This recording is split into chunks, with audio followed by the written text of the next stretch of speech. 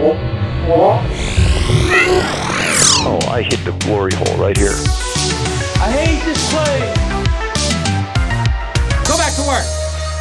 All right. Now, on screen, you'll see that the light is shining at me, and it appears as though there's an orb on my face because the way the angle of the sun is hitting my camera. Can't do anything about that. Put a piece of tape next to your camera lens. I'm trying to figure this out. How am I supposed to? Maybe that helps right there. No, that does nothing. That's a diffuser, but now it's got it on screen. You need that diffuser slightly off. Yeah. Off, camera there. There's something right there. That's a little better. That's a little better. Okay, there we go. Okay, Hollow Earth. Just hunch down. I just have to adjust the camera over and over again. It'll change as our Earth goes around the sun. The camera will be better in here. So Hollow Earth. I've been reading this book, Gods with Amnesia, Subterranean Underworlds of Inner Earth. And also, I've been tackling this book called Antarctica and the Secret Space Program. But I've been really captivated by the first book I mentioned by Robert Sepehr. And it goes into some of the origins of Hollow Earth and kind of what it all means. It all starts with a cataclysmic event that took place, according to some records that have been talked about over time, mostly word of mouth, but anywhere from 15,000 to 8,000 years ago, there was a cataclysmic event in the northern Arctic region that forced all the inhabitants of the northern Arctic region to go south to safer and warmer areas. That included, I guess, the traditional Nordic type of person. It also could have included possibly giants, and what we'll be talking about today, a race of small humans, often classified as pygmies or referred to as hobbits. Now, the rumor or thought or legend of Hollow Earth has been around for a very long time. And some of the more recent stories have come about probably in the late 1800s, early 1900s. There was a lot of books that came out referencing Inner Earth or Hollow Earth. And one of the stories is conveyed in a book that is referenced as, let me make sure I get this for everyone out there. So if you guys want to purchase these books, and I'll also put the names of these books in the description. It's called The Hollow Earth by Raymond Bernards. And in that book, he conveys a story from the early 1900s of a gentleman and his friend. I believe they are in Norway. They heard legends of an entrance into this mystical land if they just took their boat north. And so they piled on a lot of food, a lot of rations, a lot of supplies. They got in their boat and they started going north. And now after, it didn't specify the length of time that they traveled north, but after a fairly long period of time, they said that the waterway that they were traveling started to get more and more narrow. And they found themselves going through a waterway that was in between a canyon. They were going through a canyon. And then after a longer period of time, it kind of got hot, and then it kind of evened out. And then next thing they knew, they were seeing vegetation on the left and right of them while they're in their boat, and the vegetation was gigantic. It was what we would consider like prehistoric vegetation, just absolutely giant. They saw giant animals there, and they also saw giant humans, humans that range from 10 to 15 feet tall. They pulled their boat over, they parked it, they got out of their boat, and they were greeted by these giants. And to them, they were inside the earth. They were in this giant chasm. They said that it was very, there's so much room. It's almost like a dome in there. It wasn't just like a cave system that was kind of small or large enough to fit giants, but there was so much room that there was this other light source, almost like a sun in there, and that these giants had houses, they had structures, they probably had a yard and a mailbox for all I know, but they said that the giants greeted them in a very friendly way, took them inside their house, and they fed them. And what they recalled from this is that the fruit that they were given was gigantic. Like one grape was the size of an apple or a pear. That's how they made the size comparison. And so they hung around inside of hollow/inner earth for about a year, treated very well. The giants told them on their way out, hey, if you run into any trouble, let us know. We'll look after you, make sure no one messes with you when you try to get out of this place. But they managed to get out of Hollow Earth unscathed to tell the tale. Now, this tale was conveyed to another person. It was passed down for a couple generations at this point. But that's just one little brief story about Hollow Earth. Now, in reference to the cataclysm that wiped out, now that took place in that story I just conveyed, took place in the Arctic region. Now, the Arctic region, according to some maps, wasn't always covered over with ice, much like the Antarctic region wasn't always covered over with ice. And according to stories and legends, there were many people living in the Arctic region until this cataclysm that was probably much like a flash freezing. And that's why there are discoveries of woolly mammoths that have been pretty much frozen in place while they're still digesting their food. It wasn't like a slow roll-in of cold. It was something that happened super quick. And this event could have driven the natural inhabitants down to the south. And one of those inhabitants was a race of pygmies. Now, this race of pygmies, there are stories all across this planet about a race of pygmies that got into a long-term war with cranes, like birds, like a long, persistent war with cranes. Now, these pygmies, by all accounts, stand about 2 to 4 feet tall. They're constantly at war with cranes. And according to the stories, that these pygmies would mount sheep and goats and ride into battle against the cranes. The pigs or the pygmies would they would have like their structures in their houses would be made out of mud and like eggshells. So whatever they could find laying around, they would build houses out of that. And they endured this battle for quite a long time. Now, you can say this is it's just legend. It is just some sort of mythology. But if you go back, there is many depictions about this war throughout history. For instance, there is a depiction of this crane versus pygmy war in the Leptis Magna 6 AD or the 6th century AD.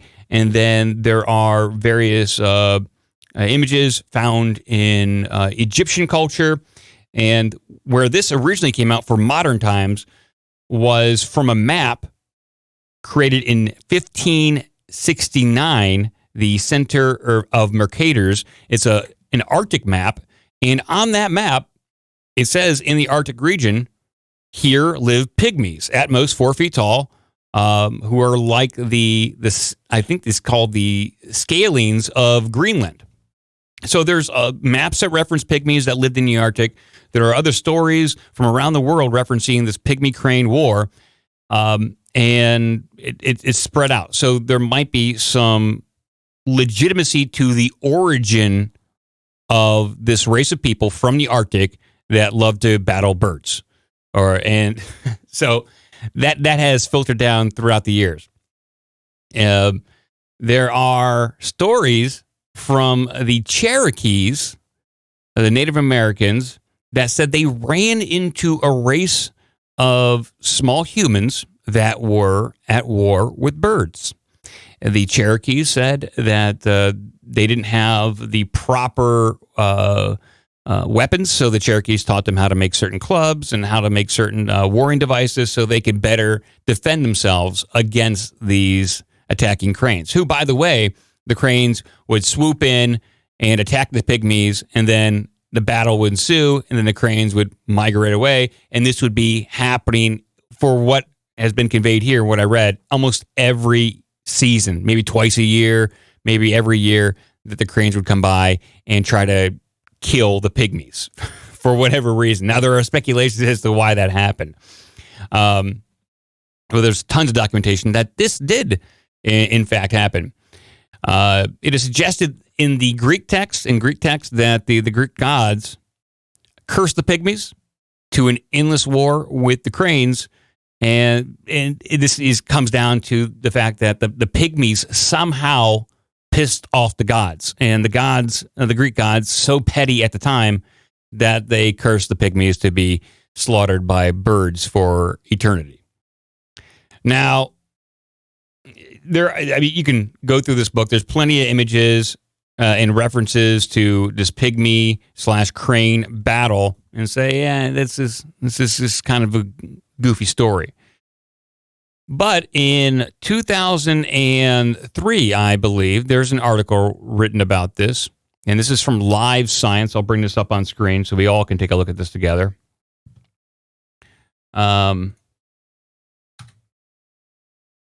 This article is titled, "Giant Storks May Have Fed on Real Hobbits." Now, this is a Live Science article from 2010, but there was an archaeological find in, I believe, 2003 that found skeletal remains of as many 12 tiny people, and they bulk dated the bones, and they had a date range of 90,000 to 12,000 years ago. And this is in the lying area. They were also found, all these Hobbit skeletal remains were also found amongst living or giant birds, giant storks. And they speculated, and they made a calculation that these giant storks were about 6 feet tall. And so you have a race of Hobbit-like humans, skeletons that were found, next to 6 foot tall storks that were probably predators at the time, in close proximity to each other. And that lends a lot of credence to all these tales for thousands of years of this war between pygmies and cranes. And I'm sure some people out there may have heard a part of this story on the Mysterious Universe podcast. They kind of dipped into this a little bit, and that's kind of what sparked me to kind of go a little deeper and to read about this and to figure out where do these stories come from, and is there any validity to it? And there's scientific proof, at least archaeological proof, that there are a race of hobbits out there that were found, and giant birds that may have attacked them at the same time. And so that kind of like leads to questions like, okay, if that tale and that myth was persistent that much for thousands of years, and they kind of got it right. You know, there were tales of this stuff from North America, from the Native Americans, and then you have tales like this from Norse mythology. You had tales of hobbits in Iran as well, and all the way over there in I believe Tibet. They had tales of these small people. And the last remnants of these pygmies, the pygmies descendant from the ones from the Arctic, are said to live in south of Egypt, right in the Ethiopia region, where I think there is scientific proof of a race of pygmies. I don't know if they may have branched off and not been the exact same lineage as the ones that we were talking about, but something damn similar. So what do you think about the race of pygmies from Hollow Earth from the north? Cretched, Joe, go for it. I was going to say pygmy is a general term which refers to any sort of group of peoples who are shorter generally than 5 feet tall, 60 inches. So there are pygmies today in Indonesia and the Congo Basin, in various parts of the world, that would be considered, a pygmy people. So that's not unusual. But you're right. As they start telling these tales, and they're based in truth, and there are giant birds out there too. There are breeds of cranes and storks that, especially with their wingspans, are 10 to 12 feet. So it's not impossible and generally birds are jerks. Anybody who dealt with a Canadian goose, they're not polite animals. So you could have big birds who are jerks and small people living nearby that may get preyed upon. So it's not outside the realm of possibility. Well, and birds are not real, so I don't know how this whole story is even justifiable. But Yeah, we hear about the birds that swoop down and take dogs and cats and stuff away. So I don't know how small these pygmies get, but I'm sure saying the word pygmy is racist. Well, they're also saying they're suggesting like some of the old where do babies come from? Well, a stork delivers the baby. Well, that legend or that thought process may come from the fact that these cranes or storks that swooped in to fight these hobbits would often carry them off to feed upon. So they would take whatever the smallest member of this hobbit tribe, whatever they could lift off into the ground and carry them away. And just the stork story with babies kind of got reversed, where there were vivid images of babies, hobbit babies, being carried off by these storks back in the day. Now this goes back to a curated history and not remembering our past, or the past being purposely kept from us. These stories that our history as a human race is much more rich and interesting and full of magic and wonder, kind of like the Lord of the Rings, than what the Smithsonian would have us believe. It kind of goes to what Howdy was talking about on our show with the World's Fair in the late 1800s, 1900s, about reestablishing or putting forth a history that everyone can agree upon and just moving forward from there and forgetting all this nonsense about hobbits from the north, giants, and all the more interesting parts of our past, including Atlantis and Lemuria. Just as a real quick aside, Howdy did put out a video just yesterday about the Paris Exposition. Goes into detail about that. So if you guys want a 45-minute breakdown of the Paris Exposition and all the shenanigans around it, Howdy just put out a video yesterday. Well, I mean, you can see how our history is a little squirrely even right now. There are people that cannot even agree upon a set of facts about an event that happened 6 months ago, that happened a year ago. There are people that are, by all accounts, fairly bright and well-educated that don't know basic statistics or reporting when it comes to CDC numbers, and they're making judgments based upon that. And so it's very easy to tell people that stories of hobbits and cranes going to war is just fiction and not real, so no need to buy into it. You can just write that off because we can't even agree upon what this reality is right now. And so to try to relate it to what's going on in the past versus now, I think it's very easy to say, like, you know what? I think there's a lot to these stories. No one wants to believe it because they have no reason to, even though there's plenty of evidence from the written word to passed down stories to even archaeological evidence that the history that we are taught is not the history that actually happened. What I'm trying to say, essentially, It's bullshit. No, you don't even have to be that specific about it, history has certainly been manipulated.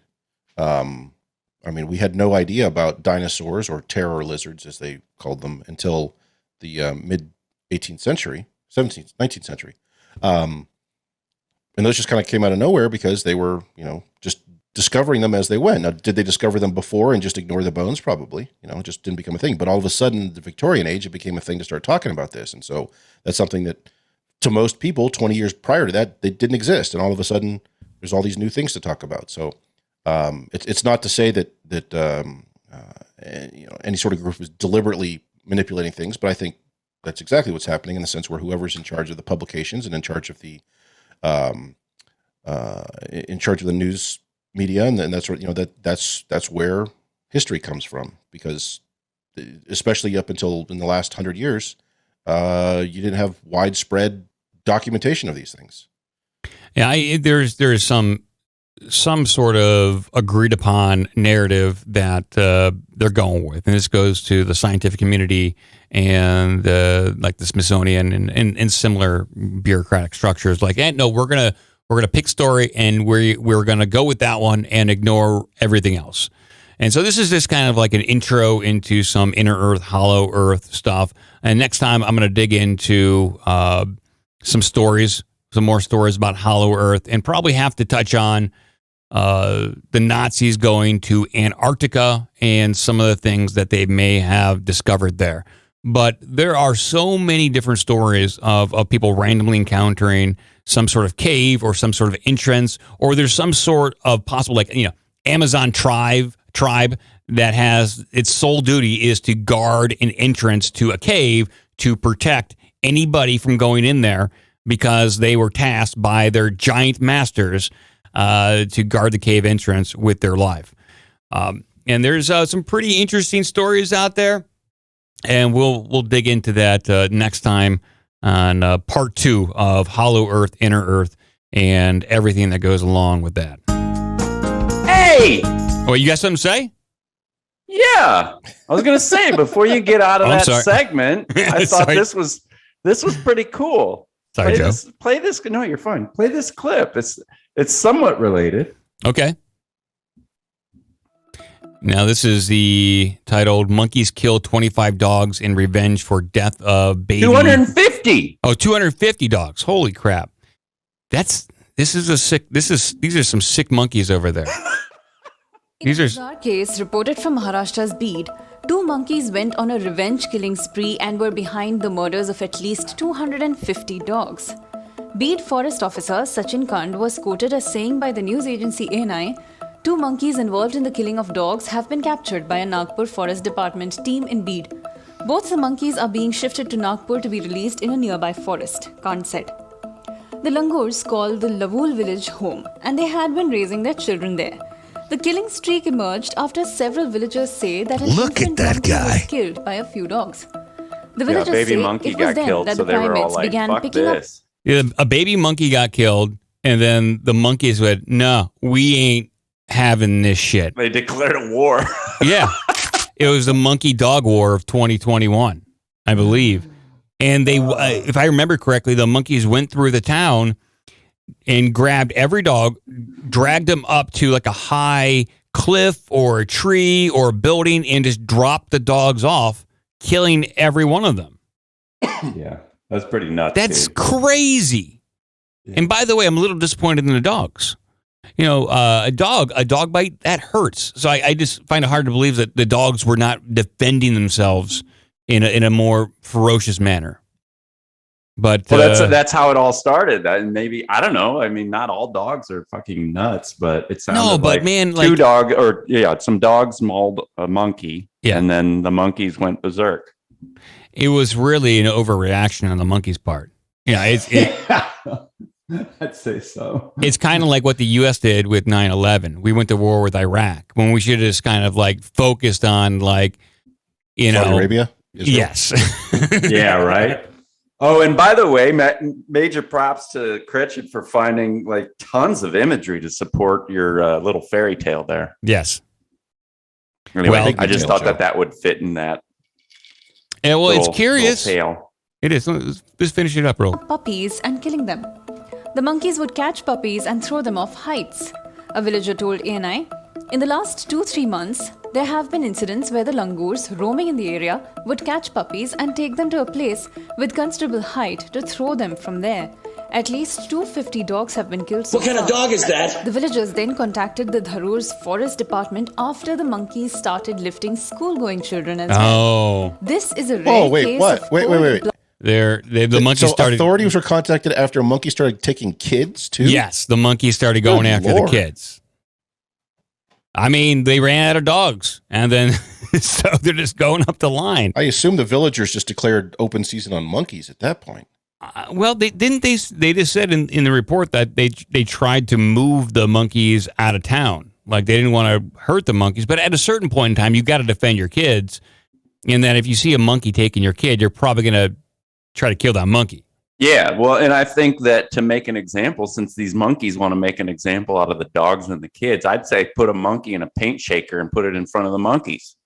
And that could work. I mean, it's a little cruel, but okay.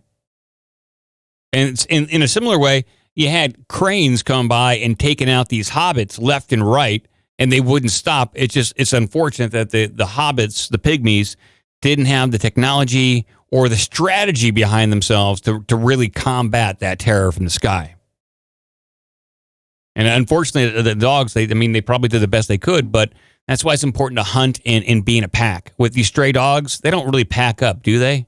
Yeah, they kind of do. They pack up? Yeah, maybe if the Native Americans had paint shakers, maybe they could have given those to the pygmies. I mean, we would hope. Why would they be so selfish with their paint shakers? They seem like a very giving group of people.